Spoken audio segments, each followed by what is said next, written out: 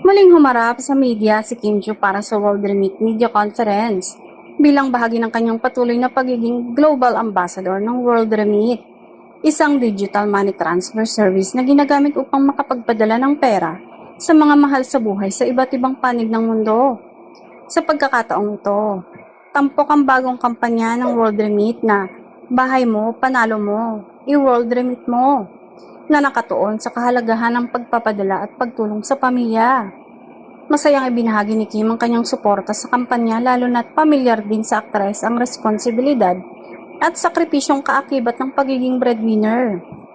Kapansin-pansin din ang pagiging emosyonal ni Kim nang mapag-usapan ang tungkol sa mga taong kumakayod para sa kanilang pamilya.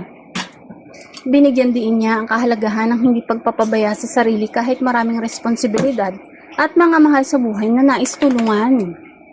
Ngunit bukod sa kanyang mga pahayag, naging usap-usapan din sa comment section ang itsura at pagkilos ni Kim sa media conference.